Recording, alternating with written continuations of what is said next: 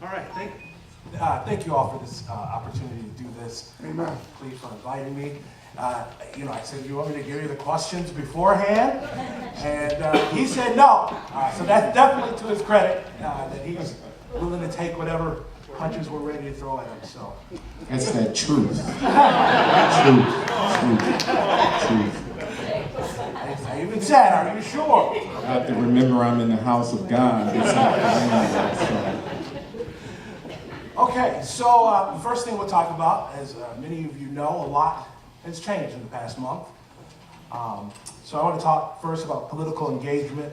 We saw great gains over the past 8 years with President Obama's election and how our community of minorities and people of color, engaged in the political process. Already, in this most recent election, we saw some of that drop off. What do you see as the role of the NAACP in recovering some of that momentum and keeping it going forward? Well, I think the NAACP, we play a critical role in just voter empowerment and voter engagement. And so over the past 2 years, when I was first elected, 2.5 years, we did a lot of outreach with respect to just, pampering the city and asking people to get out. But more so just listening to people. And what we found in that was that many people feel devalued. And so we were there to kind of inspire, to educate. When you talk about history, the gains that have been paid for us to have the right to vote is significant.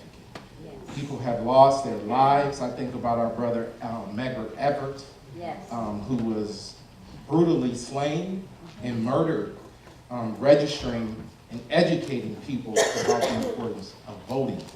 And so I think it takes not only the NAACP, like Leon, it takes all of us. We all have to make an effort. I think Phyllis had said, it's time to work. And that sounds simple, but it is time to work. It takes more than me. It takes more than Joe. I know we got a lot of energy and we're still young. But it takes all of us to do the work and to educate those individuals within our sphere of influence directly. And it doesn't take a lot at all. And so I think that's it. It takes all of us. And we have to encourage and show people that, and we see it. Resistance matters. Our votes, and especially at the local level, the local and the state level, it matters. It matters. And so we have to pay attention, but it takes all of us to do the work. So. Okay, you sounded way too ready for that. Here comes the hard one. Specifically, there are some key components of our country that many in the African American community feel are under attack. One of them that's made heavy headlines, especially here at home, is the role of education, the role of public schools, and the role of not public schools in educating our kids. Probably among the most important roles the NAACP is securing and making sure that we're doing what we can to support that effort. What do you see as the role of our community in pushing the mission of education of our kids forward in this environment? Well, I think we can start with something that's really simple and it doesn't take a lot, is start showing up at Public Board of Education meetings. It doesn't matter whether you have a kid in the system or not. Public education is a fundamental right for everyone in the United States and across the world. So start showing up. It does not take a lot to go to a school board meeting, to call the superintendent's office. And by the way, GRPS, I know Teresa, Superintendent Neal, she gets sometimes a lot of flack. But we have many other school superintendents in this district, or in many districts across Kent County. Right. So we have Wyoming, we have Kentwood, we have Granville, we have Genesee, Lowell, Kellogg'sville. So there's more than enough work for all of us to be able to just something that simple. Showing up at a school board meeting and listening. You know, we need your help with that, honestly. We need, as NAACP branch, for you to be the ears and the eyes. And so we're not on the last end and doing damage control. And so I think that it's something that's you know, simple as that. And with respect to public education,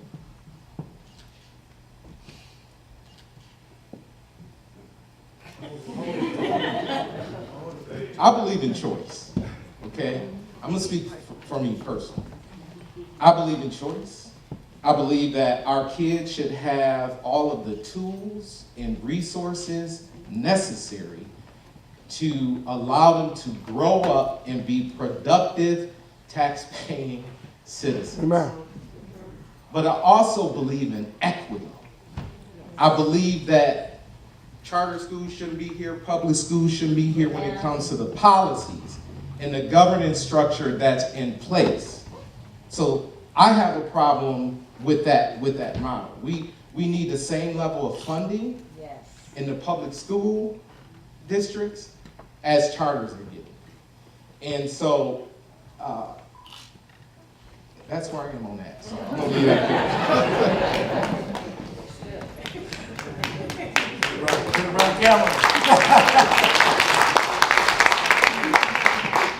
Because we only have, what, 15 minutes, about probably 5 now.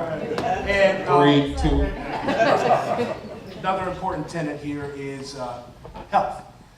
In two respects here, the African American community remains among some of the unhealthiest people in our country. Also, our current administration promises to repeal, to a great extent, the Affordable Care Act as we know it. What do you see as the NAACP's role on both of those facets? First, the basics of securing our own health, and secondly, participating in the process of changing the Affordable Care Act. Well, I think, one, we have to hold our elected officials accountable. I had a meeting with Representative Amash. I've talked to Senator Stabenow, Senator Peters' office about, I've been in the healthcare industry my entire career. That's all I've done.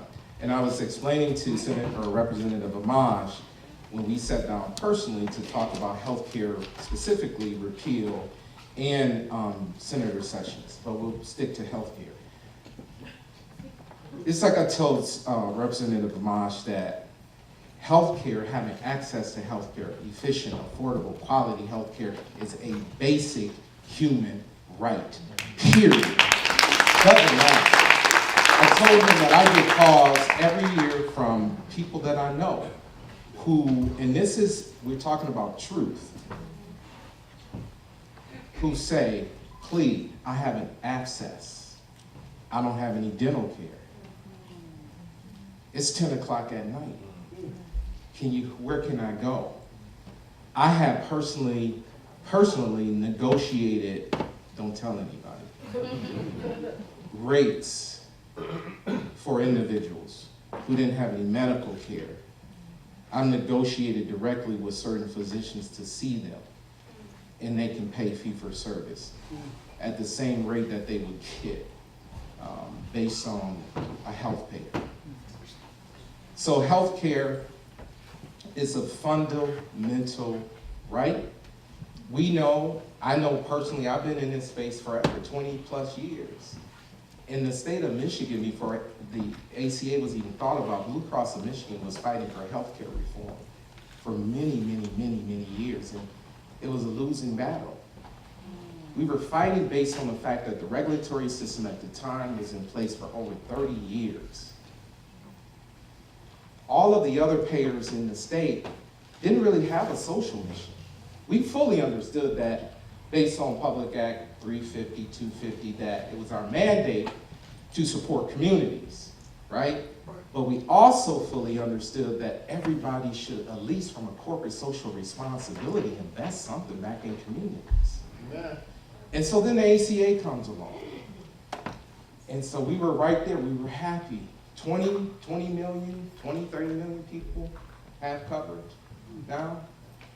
And thank just think about what would happen if those individuals we just saw, yesterday?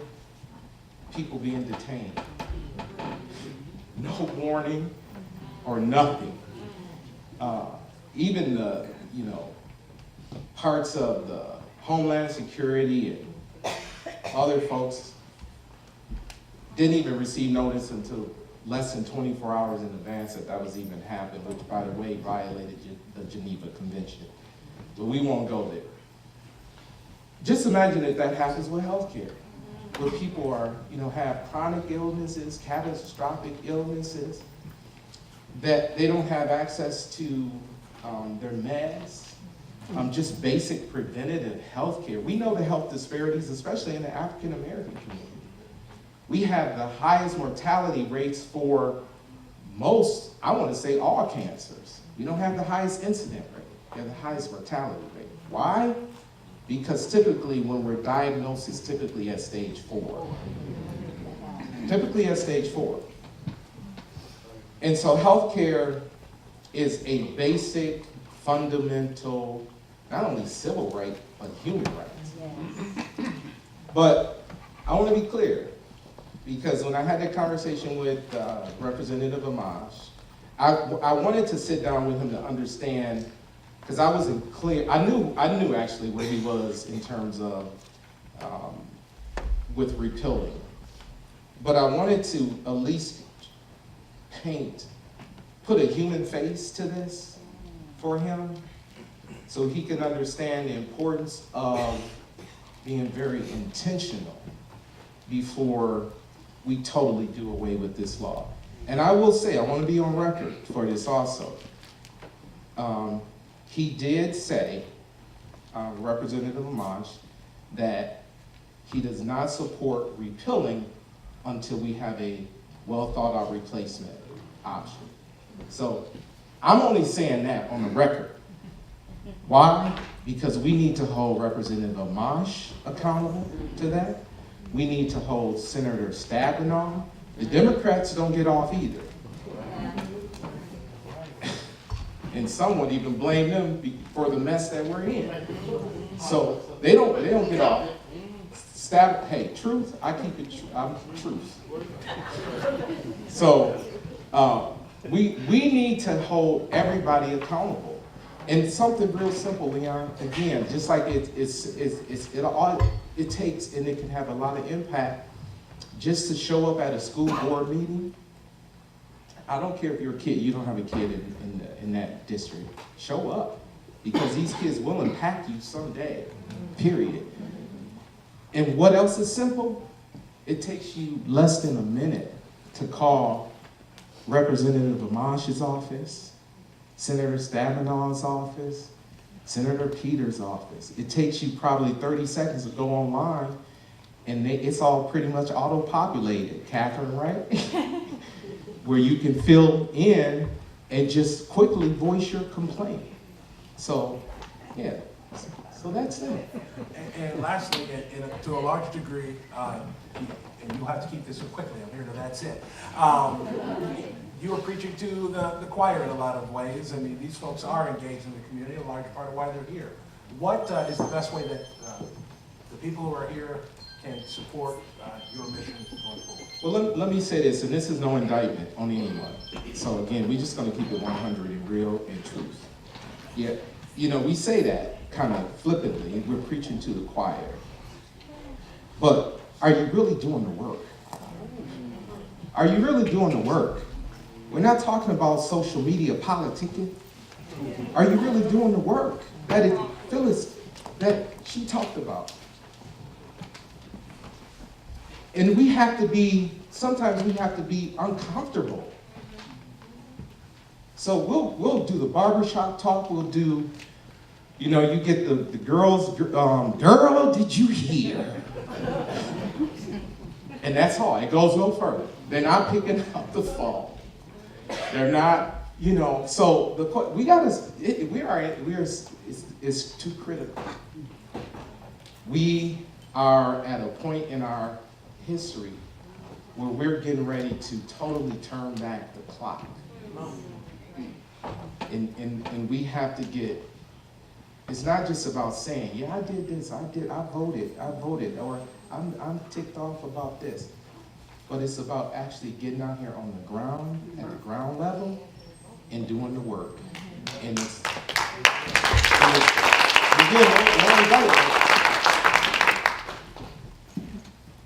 and it's about supporting organizations. I gotta put this in real quick.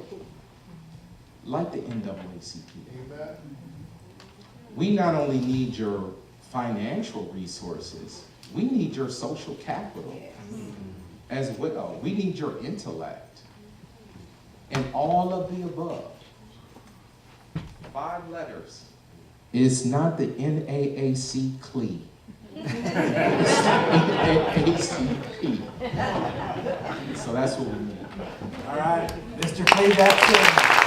Any other motion, please,